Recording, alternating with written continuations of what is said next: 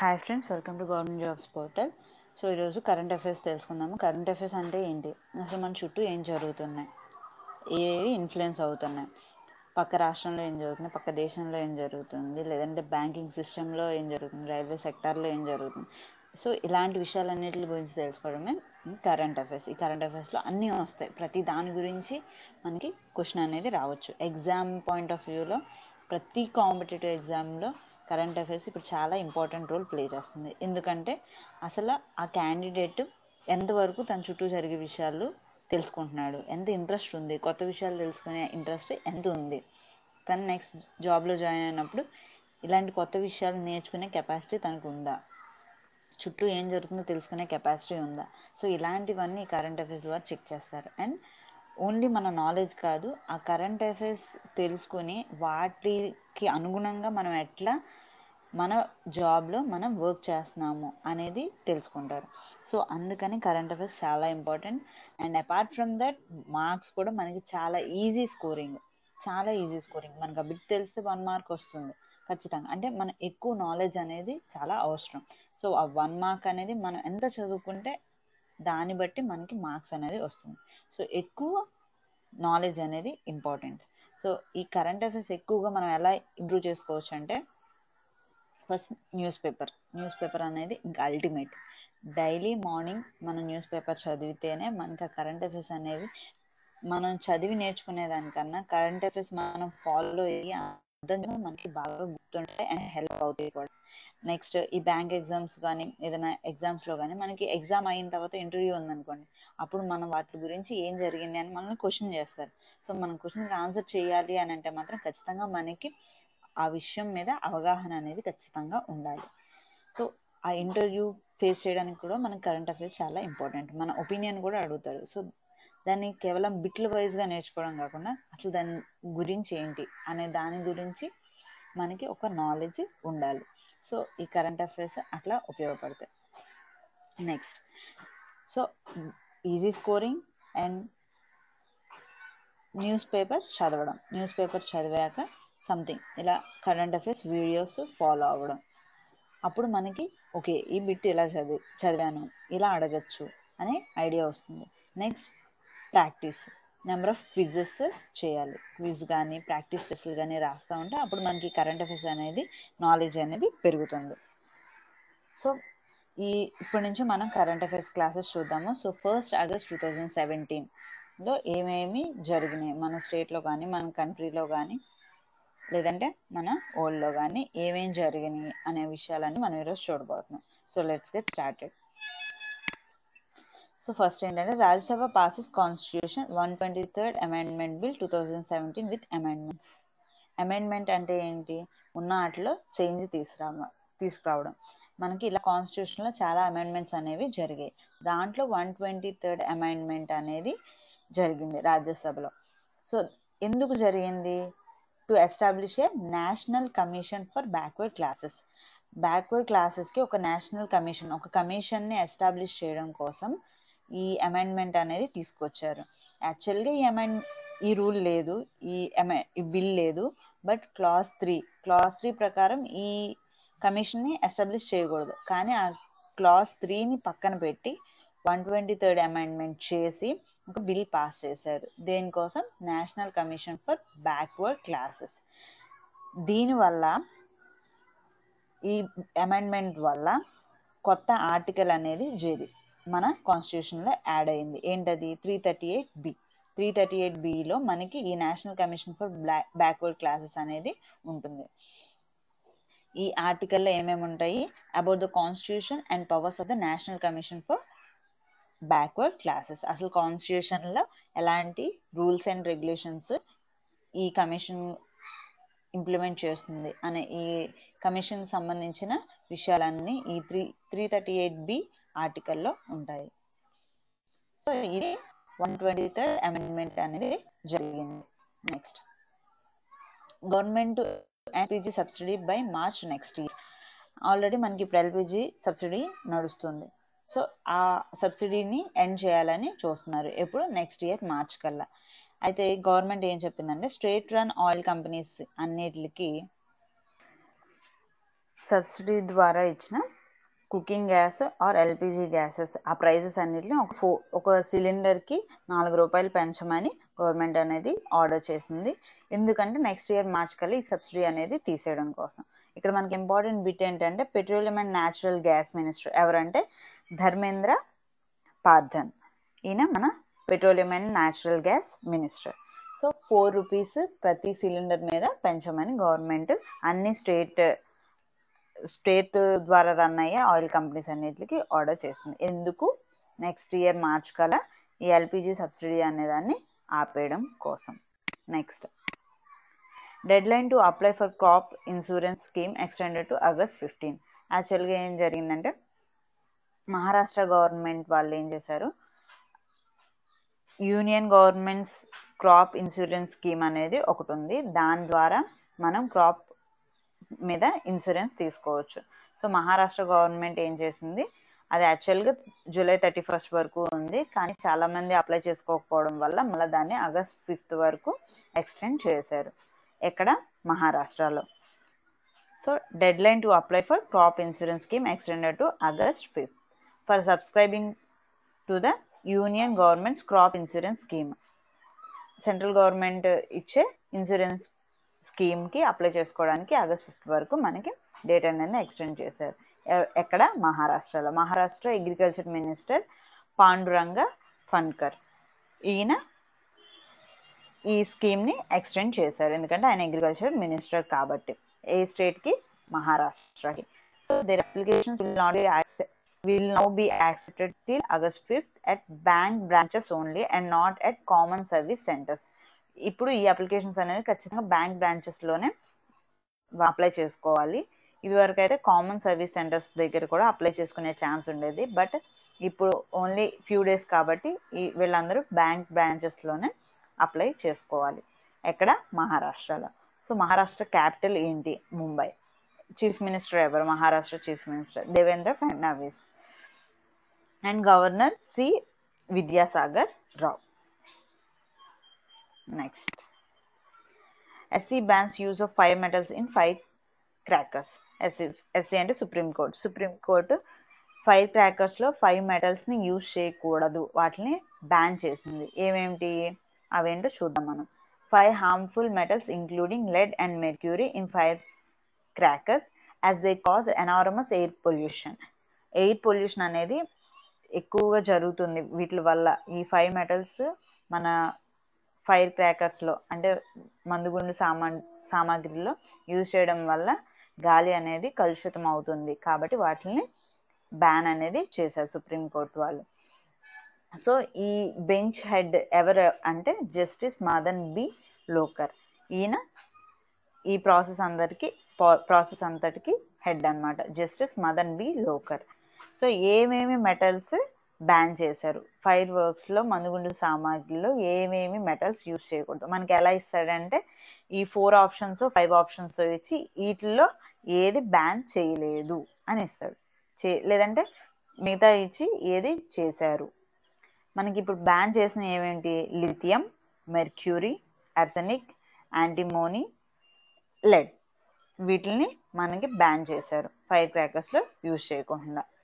Prohibited use of lithium, mercury, arsenic, antimony, lead metals which are used in the manufacturing of firecrackers. ఏవేంటి?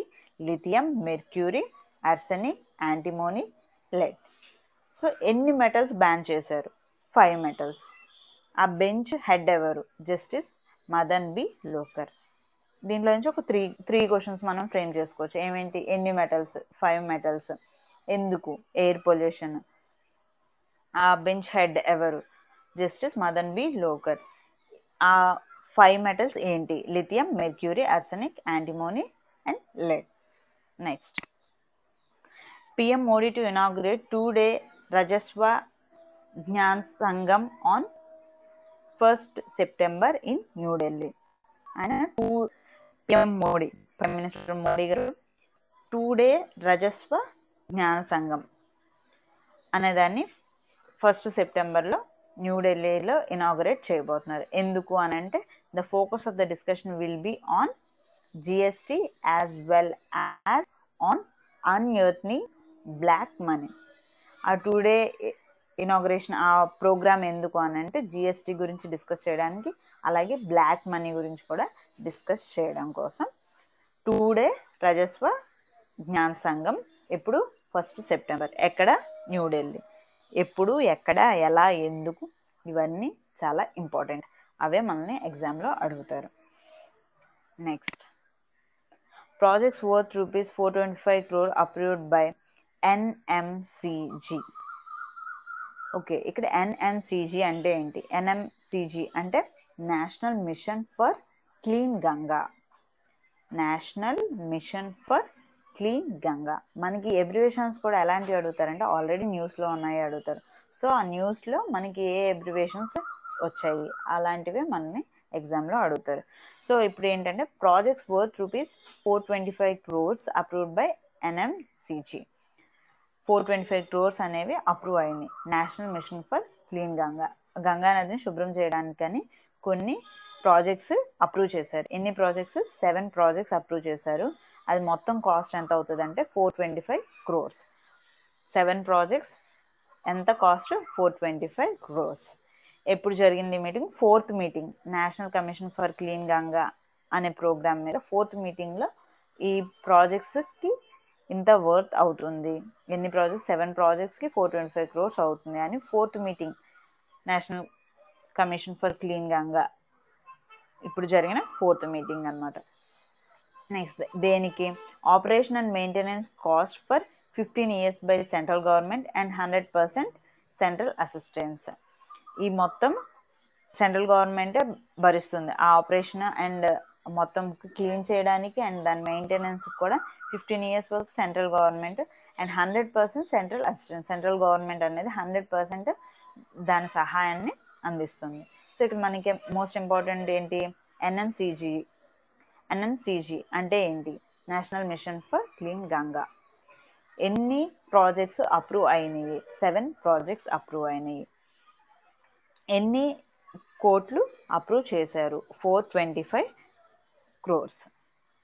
So ఎన్ని years వరకు ఈ central government అనేది దాని operation and maintenance చూస్తుంది? 15 years. ఎన్నో meeting జరిగింది? 4th meeting జరిగింది. Next, operation and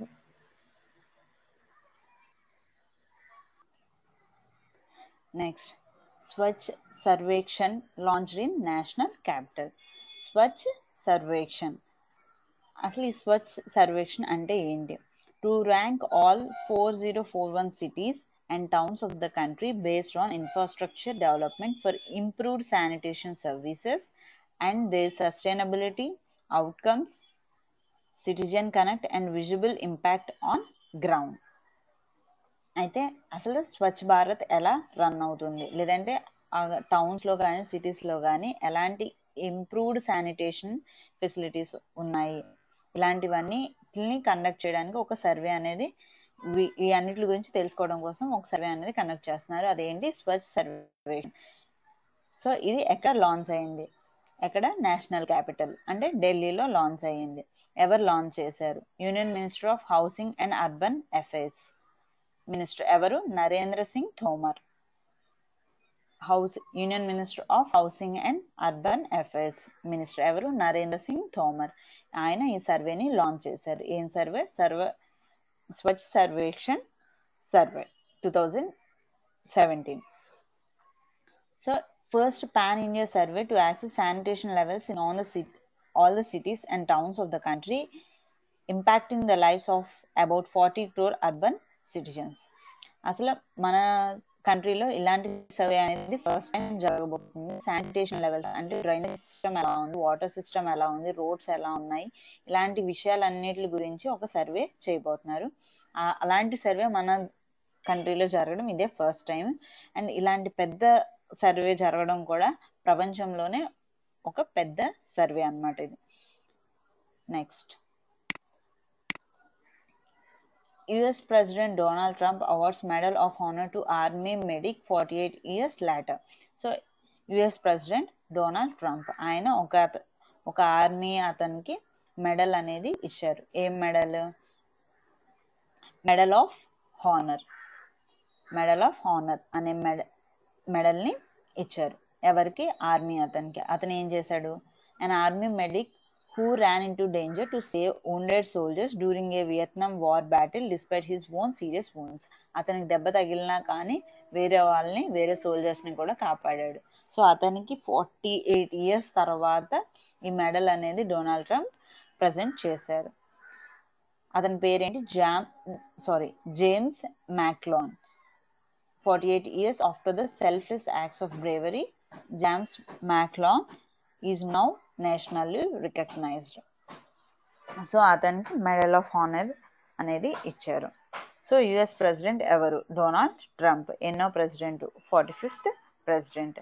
so currency of US United Nations dollar. Capital Washington DC. Next, India Bhutan new trade pact comes into force from July 29 government. The new agreement on trade, commerce and transit between India and Bhutan, which has come into force from July 29, will further strengthen economic ties between the two countries. Trade, commerce and transit between India and Bhutan ఆ రెండు దేశాల మధ్య ఉన్న వ్యాపారానికి సంబంధించినటువంటి కొత్త agreements అనేవి already తీసుకున్నారు. అది July 29 నుంచి అమల్లోకి వచ్చాయి. సో ఇంకా ఎకనామిక్ టైస్ అంటే వ్యాపారంగా అండ్ ఆర్థికంగా ఇండియాకి భూటాన్కి మధ్య ఇంకా బలపడడానికి ఈ ట్రేడ్స్ ఉపయోగపడుతుంది. ఈ ప్యాక్ట్ అనేది యూజ్ అవుతుంది. ఈ కొత్త అగ్రిమెంట్ అనేది యూజ్ అవుతుంది. The agreement provides for a free trade regime between the countries and it also gives duty-free transit of Bhutanese goods for trade with third countries. So free trade అనేది భూటాన్ నుంచి జరగడానికి ఈ agreement అనేది ఉపయోగపడుతుంది. Next మనకి commerce minister ఎవరు? Nirmala Sitharaman. And Bhutan currency ఏంటి? Indian rupee and Bhutanese ngultrum. Capital ఏంటి? Thimphu. Next, typhoon Haitang strikes China. Haitang అనే ఒక టైఫూన్ చైనాలో వచ్చింది. So over 2 lakh people have been evacuated after Typhoon Haitang struck China's eastern Fujian province with intense rain battering different parts of the region.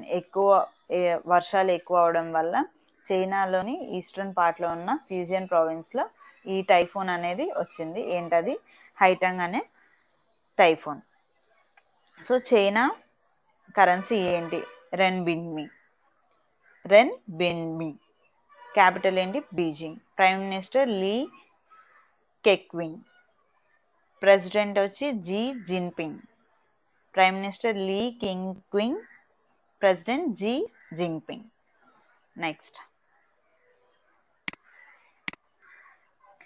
RBI slaps ₹1 crore penalty on Union Bank for KYC non-compliance. RBI union bank of India, ఇది state run bank. ఈ union bank of India అనే దాని మీద 1 crore penalty అనేది వేసింది. ఎందుకంటే అది KYC norms, know your customer నార్మ్స్ని కరెక్ట్గా ఫాలో అవ్వనందువల్ల ఆర్బీఐ యూనియన్ బ్యాంక్కి 1 crore పెనాల్టీ వేసింది. Next, first time India becomes net export country in steel. First time మనం ఎక్కువ స్టీల్ అనేది ఎక్స్పోర్ట్ చేస్తున్నాము అని ఎవరు చెప్పారు? బీరేంద్ర సింగ్. బీరేంద్ర సింగ్ ఎవరు? Minister for steel Chaudhary Birendra Singh. ఆయన ఏం చెప్పారంటే ఫస్ట్ టైం ఇండియా అనేది ఎక్కువ స్టీల్ని ఎక్స్పోర్ట్ చేస్తుంది వేరే కంట్రీస్కి. The steel import in the country has gone down by 39%. మనం ఇంపోర్ట్ చేసేది తగ్గింది, 1 or 2% ఎక్స్పోర్ట్ అనేది పెరిగింది last year. So crude steel production has registered 3.5% growth during April and June 2017-18 April నుంచి జూన్ వరకు 3.5% అనేది మనం ప్రొడక్షన్ క్రూడ్ స్టీల్ ప్రొడక్షన్ అనేది పెరిగింది 3.5% అనేది పెరిగింది. మన ఇంపోర్ట్స్ అంటే ఎంత 39%, exports 102% last year. And minister for steel ఎవరు? Chaudhary Birendra Singh. Sameer Garde name Cisco India and SAARC president. Tech giant Cisco has named former Philips Healthcare executive Samir Karge as president for its India and SAARC operations. అయితే Philips health care executive అయిన సమీర్ కార్గేని India and SAARC operations కి president గా పెట్టారు. ఎవరు పెట్టారు? Tech giant అంటే Cisco వాళ్ళు already Philips health care executive లో పనిచేసిన సమీర్ కార్గేని ఇండియా అండ్ సార్క్ ఆపరేషన్స్ కి ప్రెసిడెంట్ గా పెట్టారు. ఈయన దినేష్ మల్కన్ని అని ఆయన తర్వాత రాబోతున్నారు. Who is leaving the company to pursue other opportunities. ఆయనకి వేరే ఆపర్చునిటీ రావడం వల్ల దినేష్ మల్కాని వెళ్ళిపోయారు. సో ఆయన ప్లేస్ లో సమీర్ కార్గే వచ్చారు. ఆయన ఆల్రెడీ ఎక్కడ పనిచేస్తున్నాడు అంటే ఫిలిప్స్ హెల్త్ కేర్ ఎగ్జిక్యూటివ్ గా పనిచేస్తున్నారు. సిస్కోలో ఈయన్ని అపాయింట్ చేశారు సిస్కో వాళ్ళు. దేనికి? President for its India and SAARC operations. Next, Abhijit Gupta finishes second in Zen's Open Chess Tournament. సెజ్ ఓపెన్ చెస్ టోర్నమెంట్ లో అభిజిత్ గుప్తా అనే వాళ్ళు సెకండ్ ప్లేస్ లో వచ్చారు. ఆయన గెలిచింది ఎవరంటే ఫ్లోరిన్ క్యాగ్జర్. హంగేరీ అతను ఫ్లోరిన్ క్యాగ్జర్ మీద ఓడిపోయాడు. సో అందుకని ఆయన సెకండ్ ప్లేస్ వచ్చింది. ఎక్కడ? Czech open chess tournament. అది ఎక్కడ జరిగింది? At Pardubice in Czech Republic. Next, summer Olympics Los Angeles agrees to host 2028 games and Paris gets 2024. అయితే సమ్మర్ ఒలింపిక్స్ గేమ్స్ గురించి హోస్టింగ్ అనేది మనకి ముందే చెప్తారు. ఎందుకంటే వాళ్ళు ఆ అరేంజ్మెంట్స్ చేసుకోవడం కోసం బిడ్డింగ్ అనేది జరుగుతుంది. సో ఆ బిడ్డింగ్ లో 2028లో లాస్ ఏంజల్స్ సమ్మర్ ఒలింపిక్స్ ని హోస్ట్ చేస్తుంది. అక్కడ సమ్మర్ ఒలింపిక్స్ జరుగుతాయి. 2024లో ప్యారిస్ లో జరుగుతాయి. మనకి నెక్స్ట్ ఫస్ట్ ఇప్పుడు 2020లో టోక్యోలో జరుగుతాయి. 2020లో జపాన్లో జరుగుతాయి. 2028లో లాస్ ఏంజల్స్లో, 2024లో ప్యారిస్లో జరుగుతాయి. టోక్యోలో జరుగుతుంది 2020లో. నెక్స్ట్, కౌలాలంపూర్లో Indian women's team beat Malaysia 2-0 in international friendly match. International friendly మ్యాచ్లో ఇండియన్ ఉమెన్స్ టీమ్ అనేది సో మలేషియాలో జరిగిన ఫ్రెండ్లీ మ్యాచ్లో ఇండియా విన్ అయింది. ఈ మ్యాచ్ ఫుట్బాల్ మ్యాచ్లో ఎక్కడ జరిగింది? MP Selayang stadium in Kuala Lumpur. So currency ఏంటి? Malaysian ringgit. Capital Kuala Lumpur. Rahul Yadav, Manu Attri, Sumeeth Reddy clinches titles at Lagos open. Lagos international challenge అనేది నైజీరియాలో జరిగింది. అక్కడ మెన్స్ సింగిల్ టైటిల్ ఏమో సి రాహుల్ యాదవ్ గెలుచుకున్నాడు. అండ్ డబుల్స్ ఏమో Manu Attri and B Sumeeth Reddy. Eminent Dhrupad singer Ustad Saeeduddin Dagar passes away at 78. Dhrupad singer అయిన ఉస్తాద్ సయీద్దీన్ దాగర్ చనిపోయారు. ఆయన one of the most foremost exponents of the Dhrupad tradition. Dhrupad ట్రెడిషన్లో ఆయన చాలా గొప్ప వ్యక్తి. ఆయన చనిపోయారు. ఎక్కడ చనిపోయారు? పూణేలో చనిపోయారు. ఎవరు? Singer Dhrupad singer Ustad Saeed Dagar. మనకి ఎగ్జామ్లో ఎలా అడుగుతారంటే రీసెంట్గా చనిపోయిన ఉస్తాద్ సయీద్ దాగర్ ఎవరు? ధృపద్ సింగర్. సో ఇవి current affairs. Hope you like the video. ఏమైనా సజెషన్స్ ఉంటే కింద కామెంట్ చేయండి. మీకు ఈ వీడియో నచ్చితే లైక్ చేయండి అండ్ మా ఛానల్కి సబ్స్క్రైబ్ చేయండి. Thank you for watching. Bye.